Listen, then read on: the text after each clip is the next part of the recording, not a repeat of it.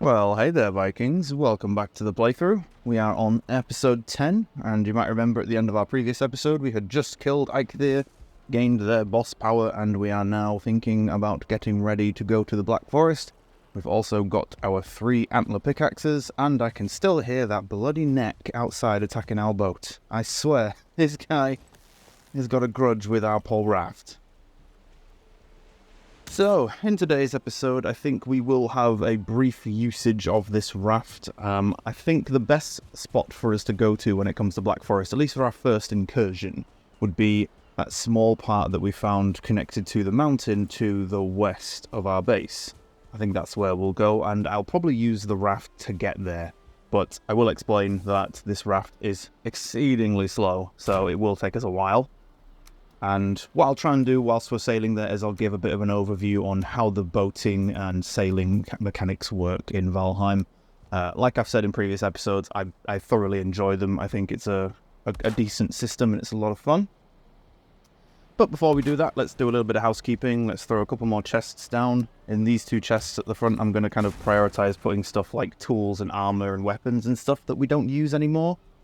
We could just throw them away. There isn't really a bin system in Valheim, but you can just store weapons like that and armor, old stuff like that. It's a good idea, I would say. At least keeping the previous levels armor and weapons and stuff is a good idea for if you ever die and need to run back to grab your corpse. If it's in a dangerous area, at least having some rudimentary gear would help in defending yourself if you do get attacked whilst trying to recover your corpse.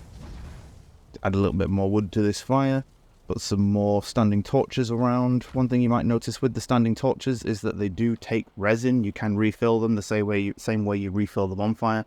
But again, they last a very long time on the one piece of resin that you build them with, so it's not a regular thing that you have to do. But if you ever walk back into your house and realise that all of your lights have gone out, you might need to refill the standing torches.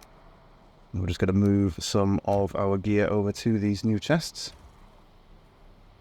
And like I've said in previous episodes, I am considering spending a bit of downtime between episodes in building a new crafting room for us, or a crafting building, which is going to be quite a large building that's going to feature all of our crafting tables and the majority of our storage as well.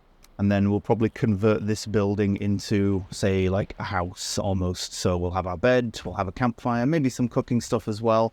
But we'll mainly focus on having things like, we'll have some chests we'll store some stuff in here, but it's mainly for stuff like decorations and working on building up our comfort level so that our rested bonus has an increased amount of time. And yeah, that's what we'll crack on with in today's episode. Just a quick heads up, this episode is going to be a bit of a long one. I was recording this one and didn't get a huge amount of time to actually do it, so it's not long enough for me to split this one into 2 episodes, so I'm probably just going to stick this one as just a longer episode than usual. I think it's about 35 minutes in total, and I'm probably not going to cut anything out in terms of sailing or stuff like that. But to get started, let's just sleep through the night and make it daytime.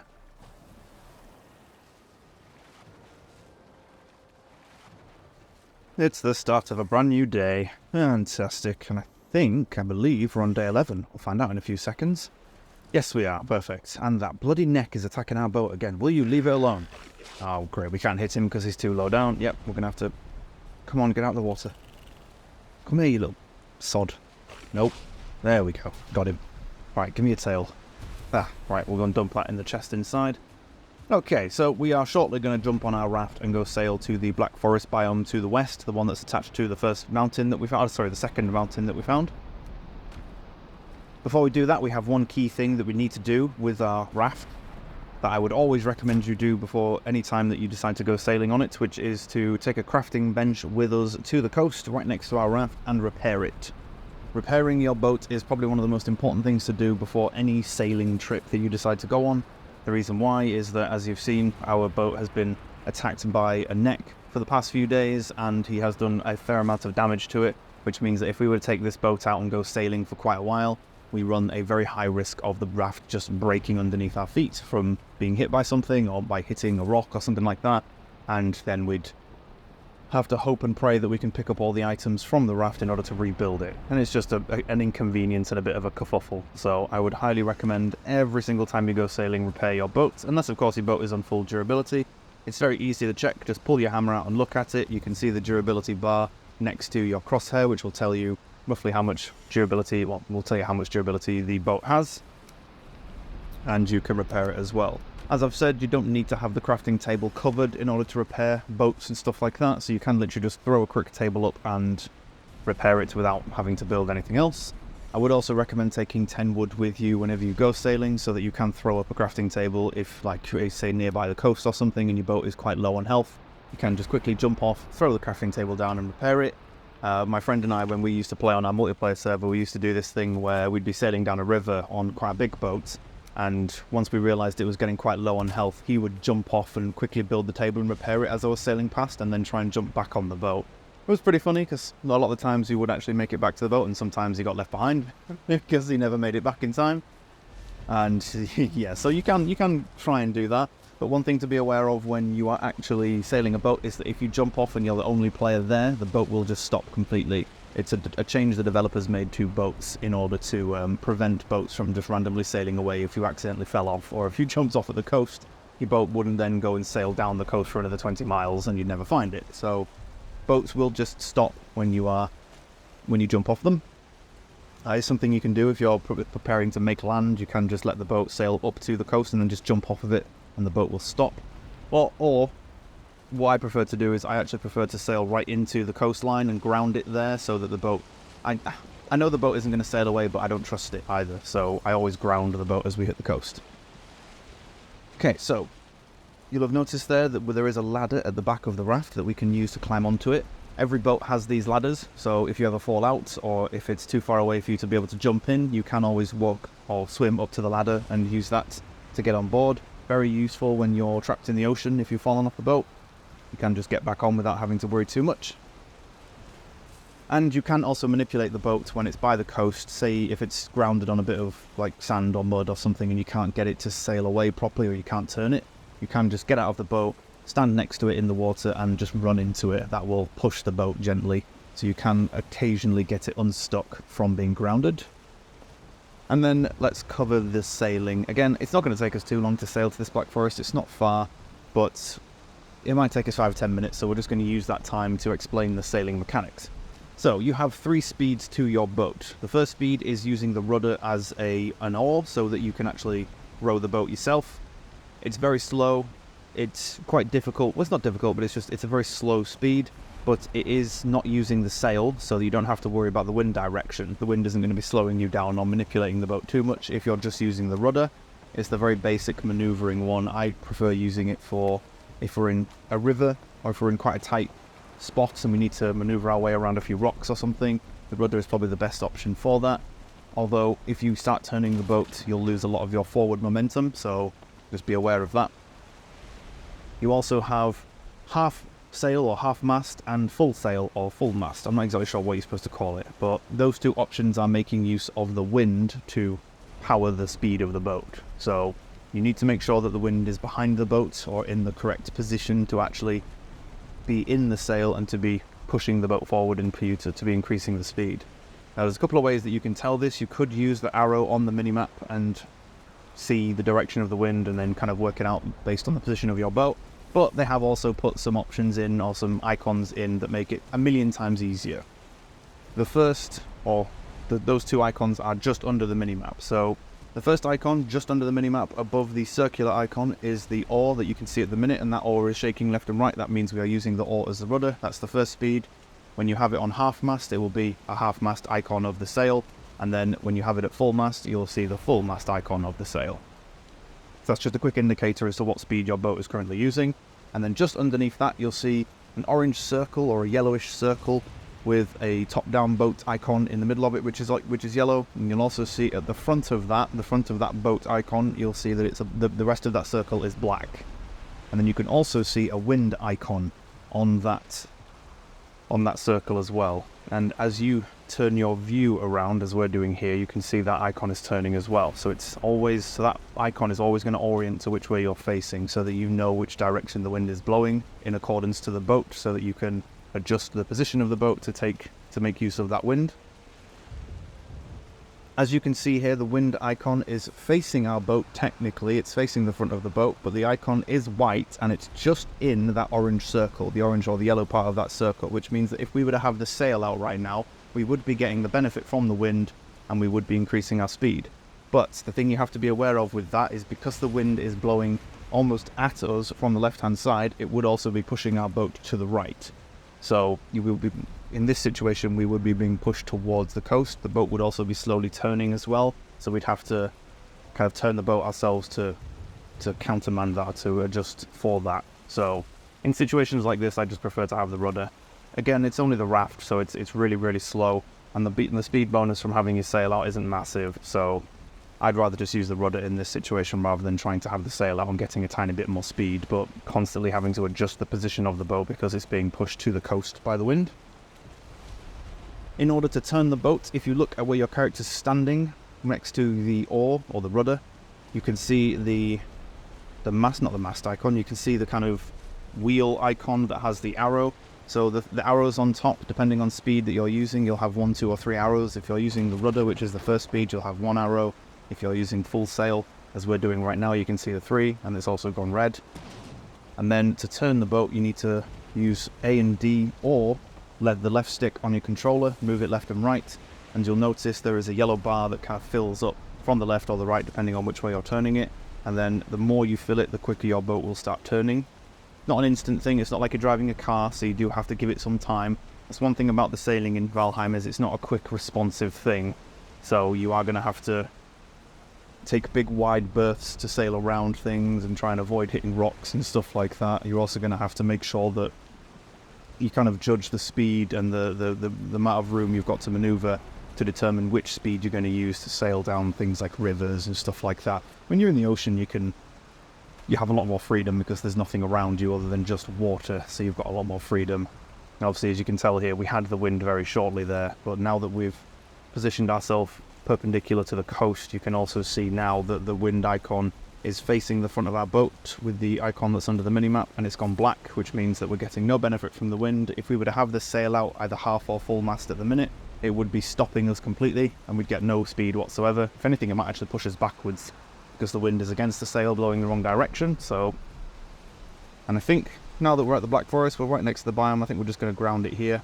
Again, I am going to ground the boat right into the coast. It did do a little bit of damage as well, but the boat is right there, the raft. Now, there's one thing that I usually do in this situation, but I'm not doing here because I really don't care that much about this raft. It isn't going to be long before we get the next level of boat. What I would do is, before you jump off the boat, you should always leave an icon on your map to indicate where you've left it, so that if you land on a new island and you go off and do a big explore, you're not then going to miss it. Here we have the Black Forest. You know, you're not going to be able to, you might not lose it, so you can find it easier when you get back. Obviously, you can just run along the coast, but it's a bit of a time-saving thing, especially if you go exploring deep into a new biome and then you forget completely where you've left it and you don't know where you don't know where it is. It's just an easier way to find it. So you can always just leave an icon on the map for your boat. Just going to deal with these grey dwarfs here, the Greyling's big brother. They are very annoying. I will say, in terms of enemy design, the developers did a fantastic job with the grey dwarfs because I absolutely cannot stand them as an enemy. They are so annoying. Greylings are annoying. These guys are worse. I hate them. I really do. I want to exterminate all the grey dwarfs because of how annoying they can be. But they do have some interesting mechanics, like you just saw there. The grey dwarfs can throw stones at you, but you can parry those stones, which then staggers the grey dwarf that's about like 5 or 10 meters in front of you. I have no idea how you have the ability to do that. It absolutely blows my mind that I can stagger an enemy from parrying their stone throw, but you can do that, and you can kill them for it, so it's a fantastic mechanic. It always makes me laugh. Oh, that's Hugin telling us about the travelling merchant that we will eventually find at some point. We have briefly talked about him. I'll obviously go over him in a bit more detail once we find them. He's pretty cool. Definitely got some good stuff for sale.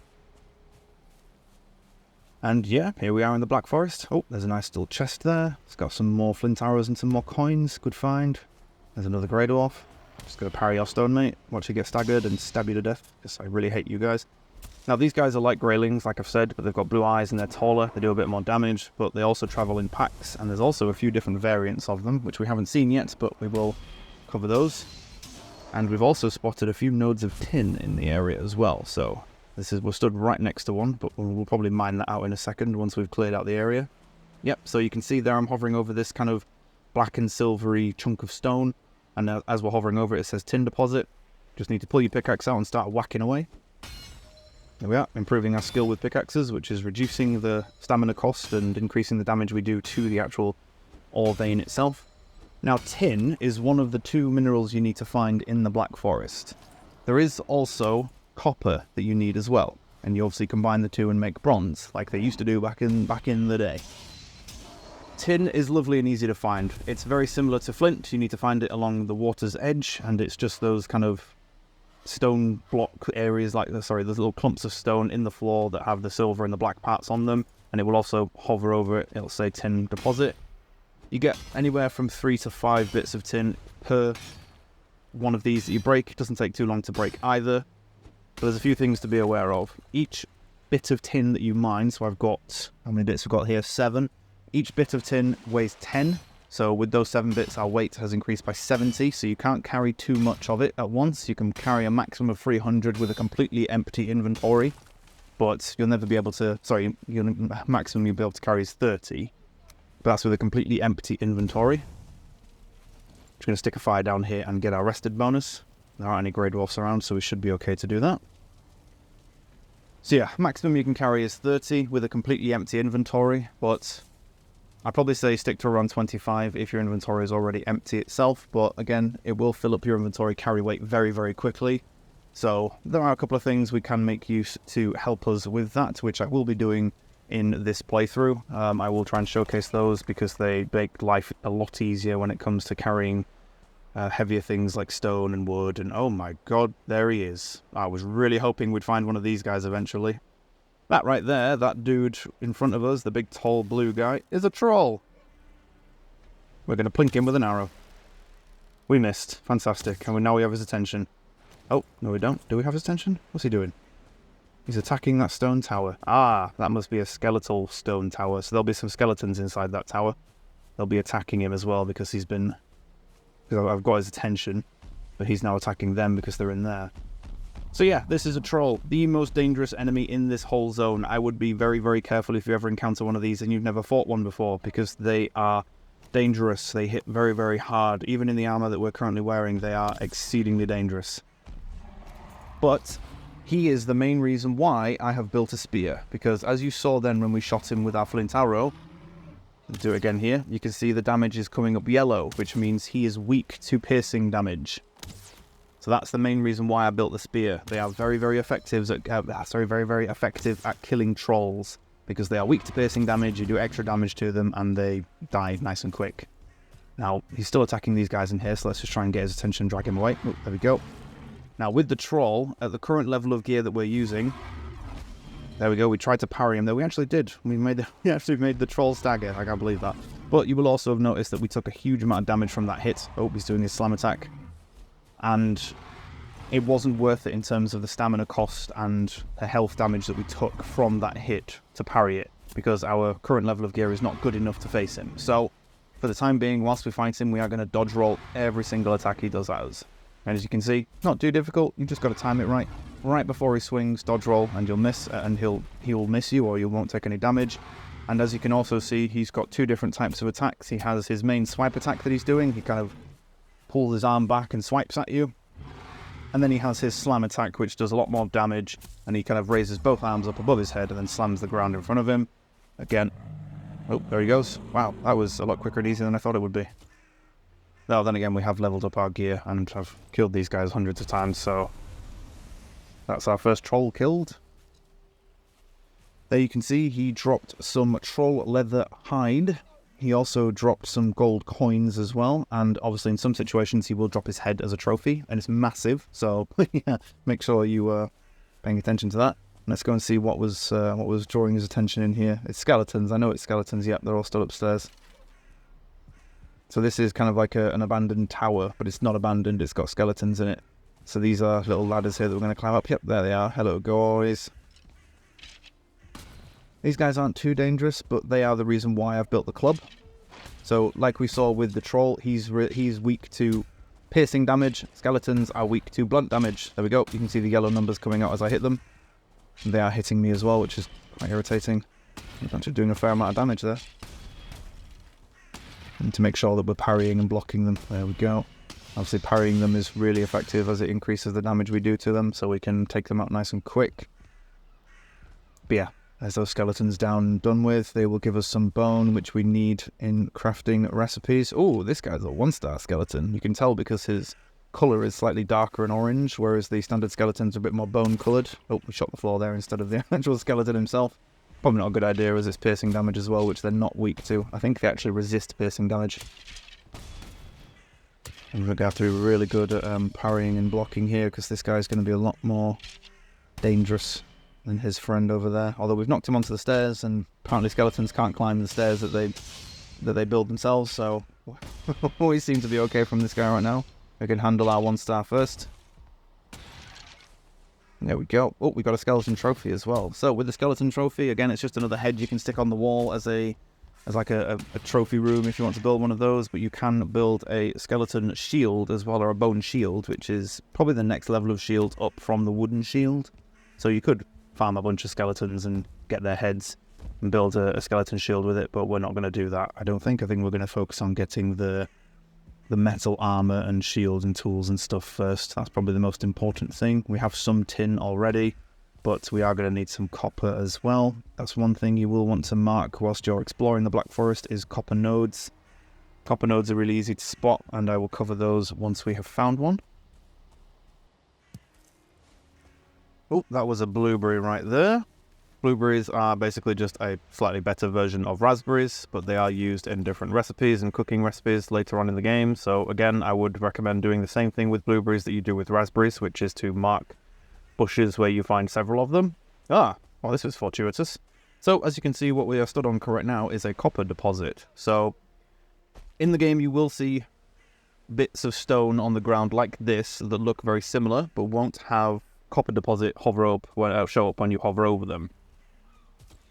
So those are just stone blocks. So there's one here next to the ocean. That's just a stone block. The best way to tell if it is a copper block is obviously to walk up to it and hover over it with your cursor, with your crosshair, and it will come up saying copper deposit. This one is obviously stone. As you can see, it's not saying copper deposit.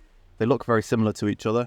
But with the copper deposit as well, you can kind of see these metallic kind of lines and stuff on them that make it look a bit different from the standard stone ones. So yeah, that one was a copper deposit. Those ones I would recommend marking on a map. Like I said, I'd recommend marking those on your map whilst you're exploring the Black Forest for the first time. You could just mine them out straight away, but the issue with them is that you won't be able to mine and carry too much of them. You'll have to make several trips back and forth to your base in order to mine enough of what you'll need to get started.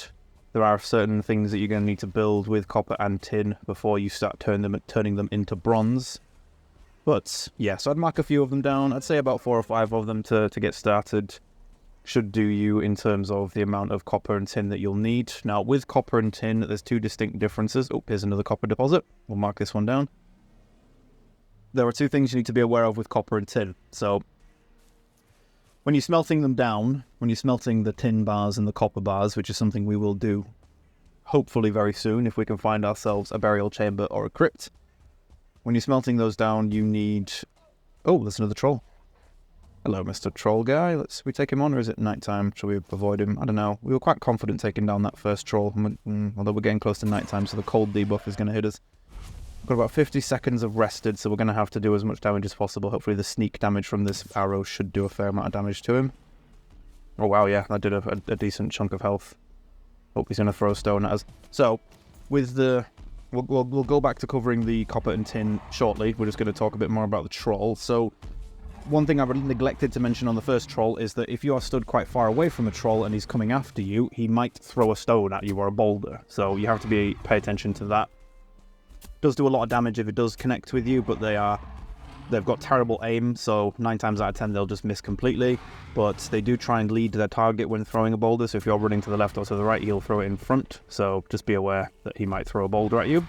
There is also a second type of troll, which they're exactly the same as this one, except the main difference is they will be holding a tree trunk as a weapon, so a club. And they have differing attacks as well. Basically, they have actually, to be fair, they have very similar attacks to these trolls, which is they have one main attack, which is the swipe, and then they have another attack, which is like a ground slam in front of them. But it just does a truckload more damage because, well, naturally, it's a tree trunk. It's going to hurt a lot more than just a standard slap from a troll. As you can see there, his oh, he just hit us with a boulder, and you see that did almost half our health in a hit. So yeah, boulders are dangerous. Definitely avoid those. But yeah, with the tree trunk, just be really careful if you see one of those. You're gonna have to be spot on with your dodging. But as you can see there, he went down nice and easy. So we now have the cold debuff as well, and that's 10 pieces of troll hide as well. You get 5 pieces of hide per troll. Oh, and there's a troll trophy as well. Quite big is the troll head. It's also got a bit of weight to it as well, so we'll have to head back very soon. Now with the troll hide, you will be able to turn that into troll hide armor, which is the next level of leather armor up from the deer hide. And I actually recommend it for running through the Black Forest and maybe even into part of the swamp as well. We are going to focus on making most of the metallic armor that we can make in this playthrough, so we will showcase the bronze gear when we get to making bronze. But troll hide armor is pretty good in terms of the armor level that you get. It's only a couple of points lower than the bronze armor, the metallic armor, so it's not that much worse. And you can also move a lot quicker whilst you're wearing it, because with the metallic armor that you wear in the game, it has a movement speed decrease on it, because obviously you're wearing chunks of metal, so it's going to be heavy. It's going to decrease your move speed. Also weighs less as well, so you've got more free carry weight in order to carry things. So yeah, there's a couple of things to be aware of with different armor sets. Now with copper and tin that I was talking about earlier, we are going to do a big farm of it at some point, but I also do want to continue exploring a lot of the meadows, so at least around our base and in this area on our first island, so that we can find some more Black Forest areas. And again, like I've said, hopefully find some burial chambers and some crypts, so that we're more likely to find them in the Black Forest, but hopefully we can spot a couple whilst we're exploring outward.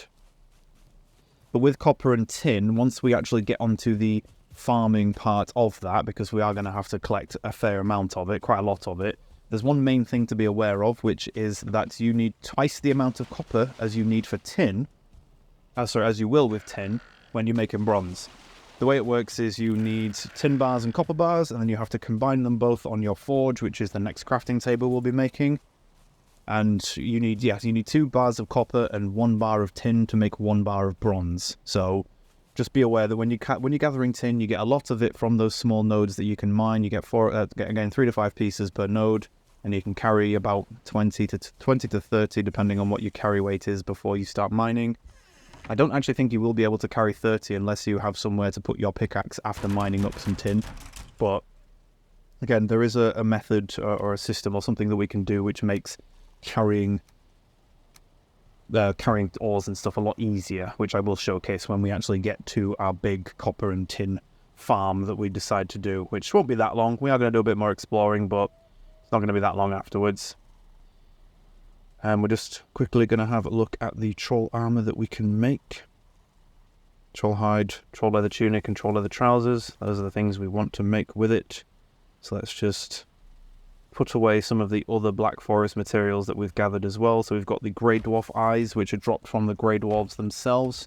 They are useful for a number of different things throughout the playthrough, and for one major thing that we'll need them for, exceedingly major. I can't stress how important they'll be. So as annoying as the Grey Dwarfs are, I would recommend killing as many of them as possible. You are going to need a lot of their eyes throughout the playthrough, but you'll probably kill plenty of them whilst you're farming and doing other things in the Black Forest as well. But we are getting pretty close. We're at the end of the day right now. We're getting pretty close to ending this current session. It's been about 30 minutes, so yeah, I think we'll end it quite soon. We are also looking at putting another chest in over here because we need to split our food amounts. Now that we're gathering fruit and veg from the Black Forest, we are going to need to split our chests for food. I know I said I was going to do that a couple of episodes ago, but we're actually going to do it now because we've got too much to fit in one chest. So let's just shift all of these fruit and veg and the dandelions and stuff over to this one. We're even going to have to put a third one in eventually, and a fourth one, unless of course we get our bigger chest allotment when we actually start cooking. Now we're going to go to sleep, and I think we'll end the session there. So thank you all for watching. I will catch you in the next episode, and hopefully we can get started on a big Black Forest farm.